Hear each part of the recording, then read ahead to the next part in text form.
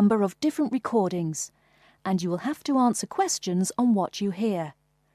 There will be time for you to read the instructions and questions, and you will have a chance to check your work. All the recordings will be played once only.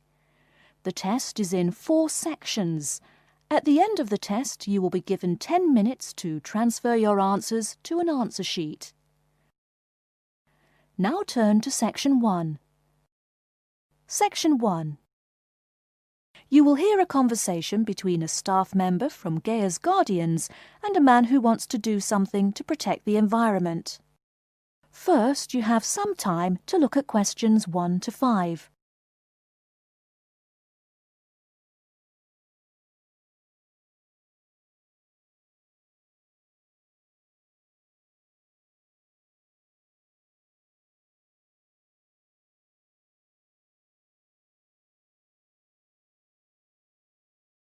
You will see that there is an example which has been done for you. On this occasion only, the conversation relating to this will be played first. Hello, how may I help you? Well, I've been seeing these yellow boxes in front of a lot of houses in my neighborhood. Just wondered what they were for. I noticed your phone number on all of them, so I called. Could you tell me about your business? We do recycling, but we're not a business. Gaia's Guardians is a non-profit group. We encourage recycling as a way of protecting the environment. The woman says that they encourage recycling as a way of protecting the environment. So, recycling has been written in the space. Now we shall begin. You should answer the questions as you listen, because you will not hear the recording a second time. Listen carefully and answer questions 1 to 5. Hello, how may I help you? Well, I've been seeing these yellow boxes in front of a lot of houses in my neighborhood. Just wondered what they were for. I noticed your phone number on all of them, so I called. Could you tell me about your business? We do recycling, but we're not a business. Gaia's Guardians is a non-profit group. We encourage recycling as a way of protecting the environment. I don't know. I mean, it is a good idea, but I really don't read the newspaper every day or anything. And we don't come collect newspapers every day. In fact, we only do pickups every other week. Oh, well, then maybe I could help.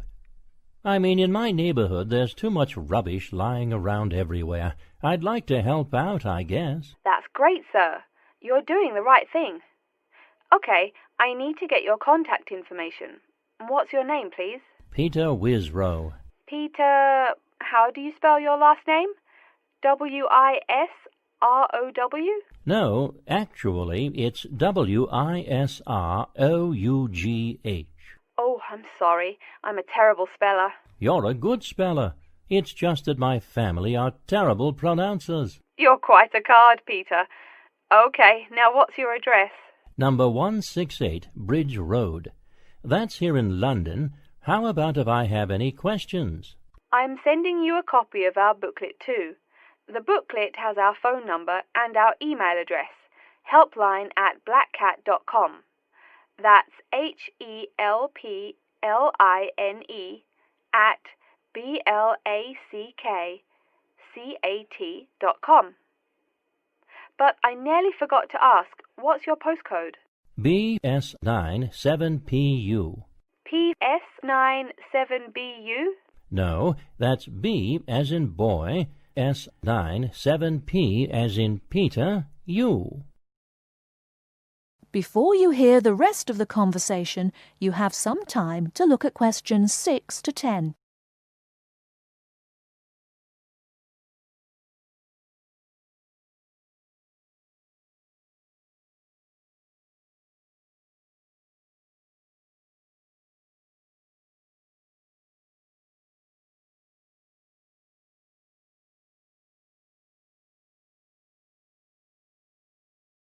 Now listen and answer questions 6 to 10. So I'm guessing those yellow boxes I saw are for recycled newspapers. Yes, that is correct, and it's free of charge. Wow, that's good news. Do you recycle anything besides newspaper? Oh yes, we recycle most everything.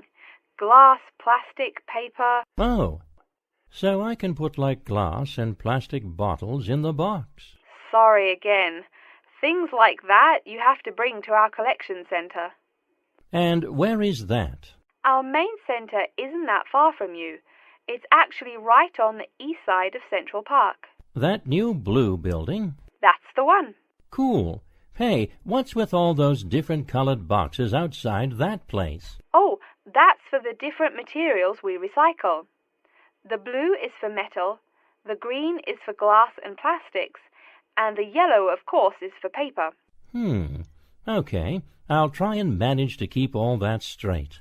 Oh, no need. They're each labelled. Great. So which one would I put magazines in? Actually, they don't go in any of the bins. Unfortunately, magazines can't be recycled because of the material they're made of.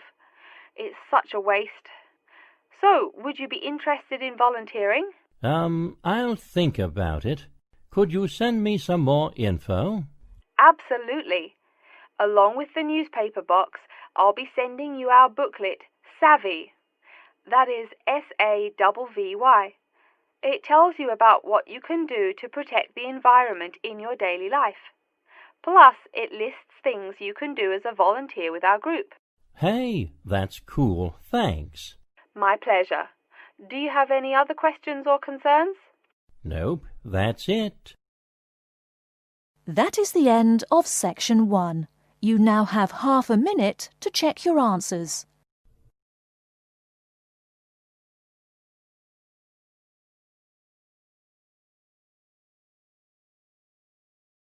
Section 2.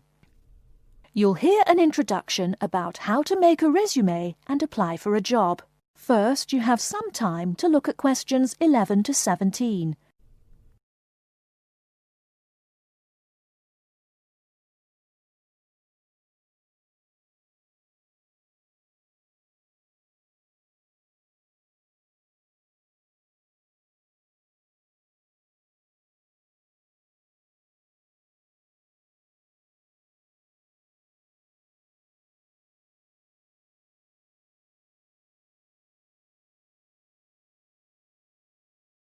Now, listen carefully and answer questions 11 to 17. Welcome everyone to today's seminar on CV and interview skills. Remember, your CV is probably the most important document you will ever write. It opens the door to your career, and that job interview is probably the most important meeting you will ever attend.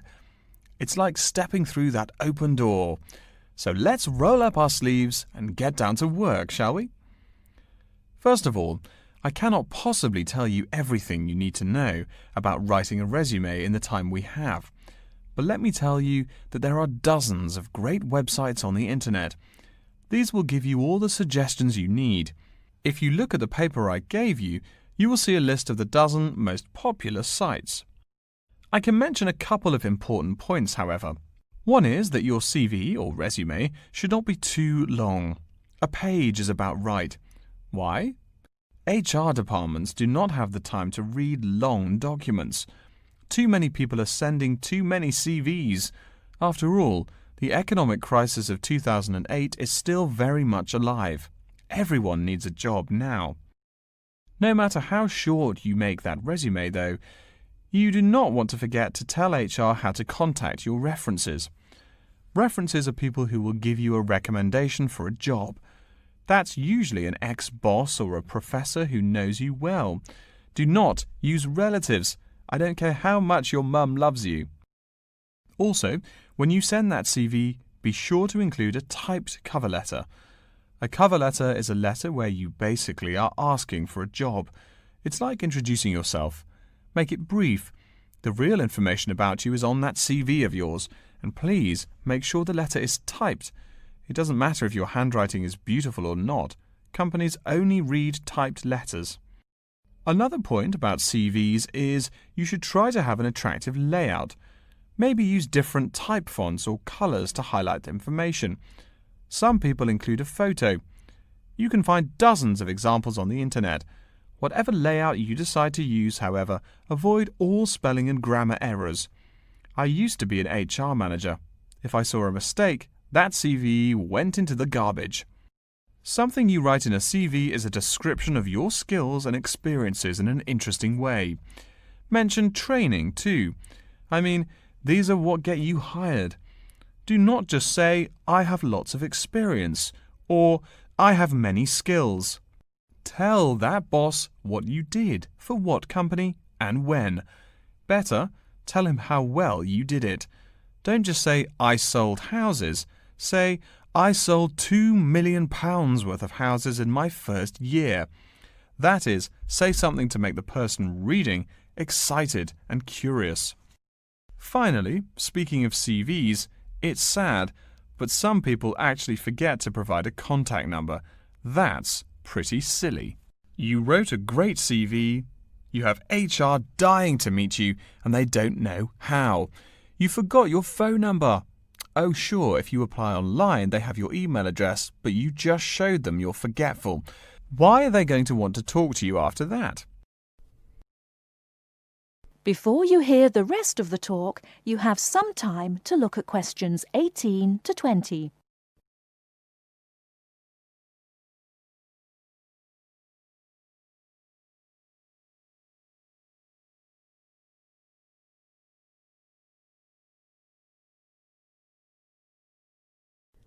Now listen and answer questions 18 to 20.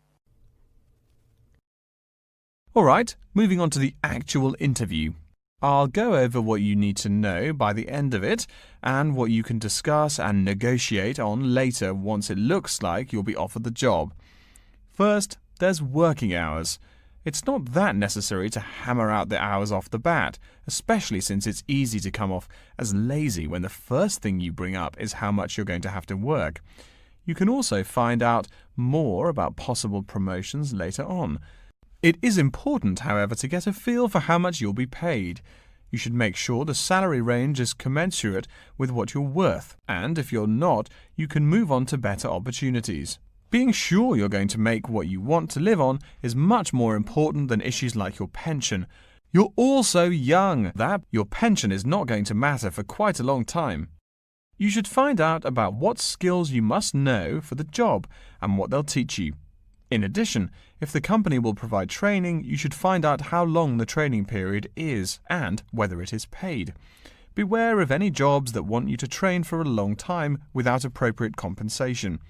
Speaking of compensation, find out about holidays as well. Do you get paid vacation time? Are you allowed to take personal days? Do you have to work on national holidays? Once you work out these main issues, you can move on later to details like the location and expected attire and whatnot. Wow, that's a lot of information. Let's take a break so you can think everything over and ask any questions you may have. Don't hesitate to come and see me if you need any clarification on all this stuff. That is the end of section 2. You now have half a minute to check your answers.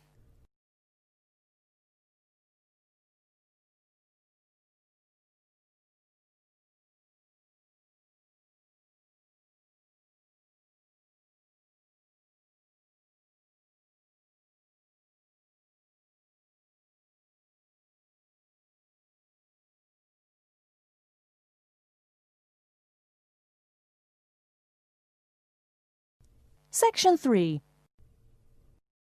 You will hear a man called Frank talking to Dr. Lindsay about what he should study if and when he returns for further classes.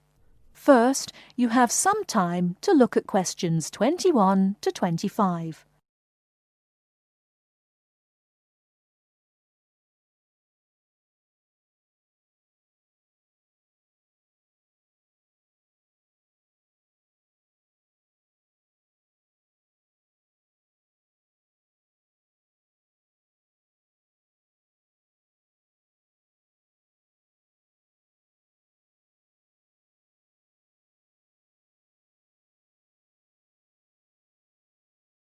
Now listen carefully and answer questions 21 to 25. Hello, are you Dr. Lindsay? the returning students advisor? Yes, that's right. Are you Frank? Your appointment wasn't until 2, but that's okay. Please come in and have a seat. Thanks. I like to arrive early whenever I have anything to do. That's certainly a praiseworthy habit. Let me see. It looks like you've taken a long break from school, and I understand you wanted to have a chat about what you should study if and when you return for further classes. It's such a big challenge. I don't know if I'm crazy for doing this or not. Believe it or not, I know exactly what you mean. Before I began working here at the university, I taught primary school for nearly 10 years. It takes a lot of courage to go back to school. I feel more shy and scared than the primary students I teach. In the schools I taught, I found today's youngsters are very sure of themselves. In terms of intelligence, I have a lot to teach them, and the maturity level of much of my class leaves something to be desired.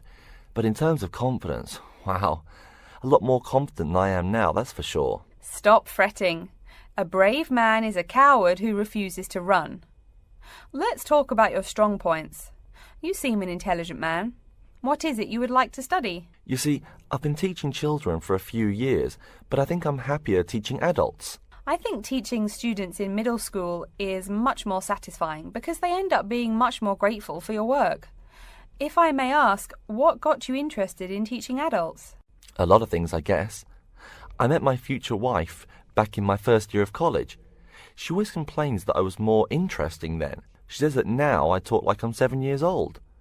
That's probably from being with children all day. Again, I know just what you mean. My husband used to say the same thing about me when I taught kindergarten. Anything else? Well, yes. Fairly often now I run into former students and we talk. Some of them are getting close to being grown up. I guess I think more and more about how people develop over time. So I'm interested in the results of education, the final stages. I see. Well, coming back to the university can be both difficult and very rewarding. There are some problems unique to returning students, older students like yourself. What do you think is your greatest weakness? Well, I actually think my confidence is getting better. I'm definitely overcoming my introversion and starting to be much more comfortable in front of a class. To tell you the truth, I'm afraid I'm rather behind the times about many things. It's more difficult for me to chase after the popular things youngsters are fond of, such as iPhone, Twitter, if you name it. I think I understand. Before you hear the rest of the talk, you have some time to look at questions 26 to 30.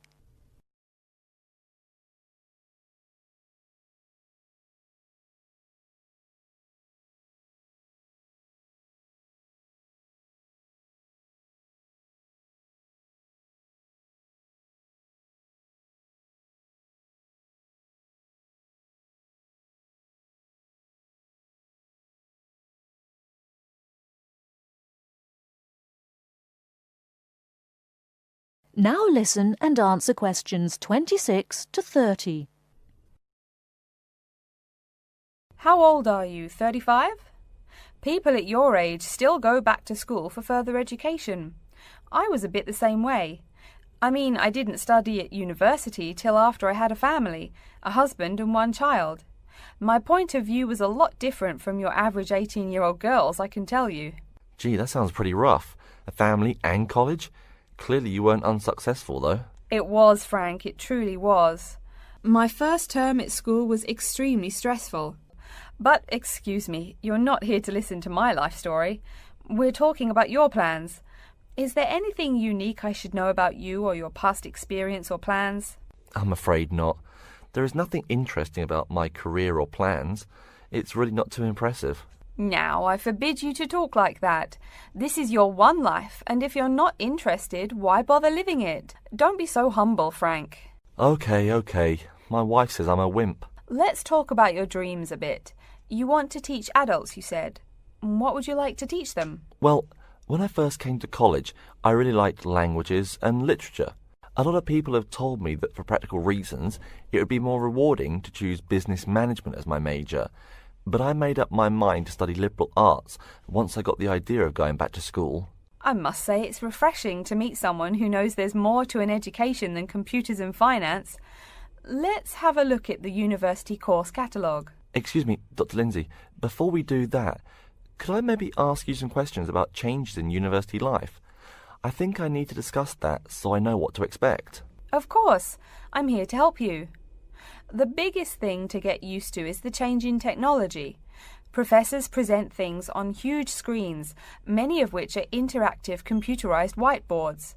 You can write on them still and use them like a touchscreen. They're really handy. No more sloppy scribbled notes on the projector. Let's see, I doubt you'll be living in student housing, so I won't go into all the improvements there. Another major change that you'll enjoy is the plethora of resources available for students. As a student, you have 24-hour access to the gym and library privileges that include the use of school computers to scan, copy and print. And of course the media library, which contains movies from all genres and most of the movies listed on AFI's top 100 movies of all time. The dining facilities are also not what they used to be. They offer choices for all diets and you can expect a hot meal any time of day. Wow, things really have changed. I'll be sure to utilise all those great facilities in my time here. Thanks for all your help, Dr. Lindsay. I think that's all the questions I have for now. That is the end of Section 3. You now have half a minute to check your answers.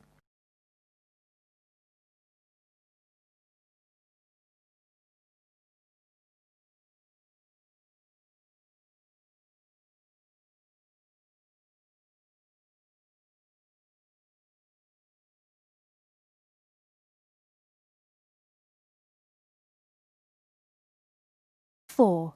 You will hear an introduction about the curriculum and facilities of Wasamata University. First, you have some time to look at questions 31 to 40.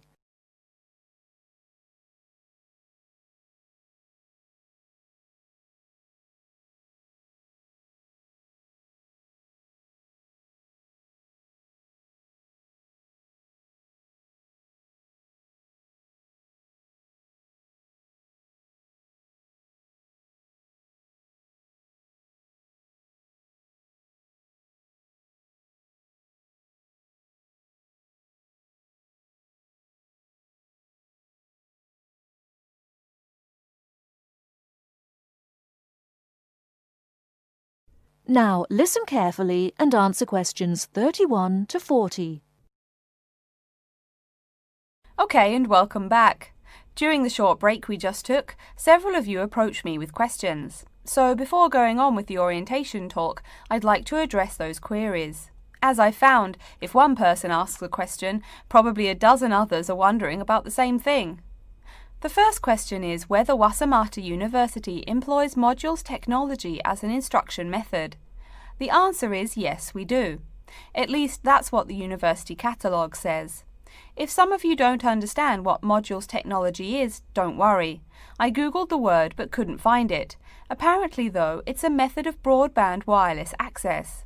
At least that's what an American company's website told me. But again, don't worry. If you need to know something more, your professor can tell you. Another question someone asked me was what tomorrow's workshop on research methods and skills was about. Well, research skills include any method you can imagine for finding and presenting any information you need. That's not just schoolwork either. Writing English, the native language for most of you, and finding a job are also research skills. And yes, those will be addressed in tomorrow's workshop. As you know, Wasamata University is one of this country's premier universities for the study of the dismal science, economics. Some of you, it seems, want to get a jump on their classmates. During the break, half a dozen of you came up and asked me where to find economics tomes. I know it's odd, but this school's library holdings are divided up between two libraries. Economics books are in the old library. If you look out of the window behind me, you can see it. It's the red brick building. Oh, before I forget, you economics types also need a lot of math, am I right? Well, those math books are neither in the old library nor in the new one. They can be found in the math department building. Why am I telling you this? Doesn't the invisible hand guide economists? Maybe it's good you asked. In 2008, that hand shoved most of the world economy off a cliff, didn't it? Now, I realise that most of you couldn't bring a computer printer or a photocopier from home. So I'm sure you're already wondering where you can copy things like term papers, internet articles, and things like that. I have some good news and some bad news. The good news is that there are a number of places you can make copies. These include both libraries and the Student Union building. Now the bad news. I'm sorry to say, most classroom buildings and academic departments do not have copiers students can use. So most of the large buildings you see around campus do not have copiers for students. The copiers there are reserved for professors and office staff. Oh yes, I nearly forgot to tell you. If you need to have printing done, all the copiers available to students are laser printers. Plus, for your convenience, you can pay using prepaid cards. You can get those in the Student Union building. That just covers the questions put to me. If you have more, please see me during the next break at 2:15. Right now, though, I'd like to start to give you a rundown on the various facilities here on campus. That way you won't get lost so easily in the weeks to come. I've been told that this year's incoming class features a large number of married students and parents. So you must be wondering where to put the baby while you're in class. Okay, right now we're in the Student Union building, right? Remember the big doors in front where you all came in? If you go out of the building, you can see the nursery is just on the other side of this building. It's only about 20 meters away. Convenient, eh? Next, we're all from different places around the country. Some of you are from other countries. That means we're pretty likely to get sick during the first months of school as we expose each other to many new viruses. So where's the doctor? Of course, you need to find the Medical Services Centre, which is on the right as you leave the building. Remember, that's the second building on the right. And if you look out of that window, you can see a lot of antenna and satellite dishes on the roof. So that's what we call the Media Centre. Yeah, I know, I think it's confusing too. The Media Centre is next to the Medical Centre.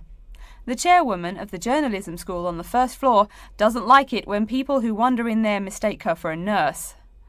Chances are you'll have at least one math class while you're here. That red building there, just outside to the left, is the math department building. I know, it looks about as old as the subject of math, but I assure you that the inside is equipped with state-of-the-art classroom equipment, including interactive chalkboards and surround sound in every room. Oh, can you see the back building there? Yes, behind the Media Centre. Quite new, isn't it? That's the new library, just decorated. They're back to back, you might say. If you look just to the left of it at the lower, older-looking building, you'll find the old library. It's nice and quiet, perfect for those marathon study sessions during exam week. Since the weather is so nice, why don't we stop looking at our maps, but go for a walk around the campus? That is the end of Section 4. You now have half a minute to check your answers.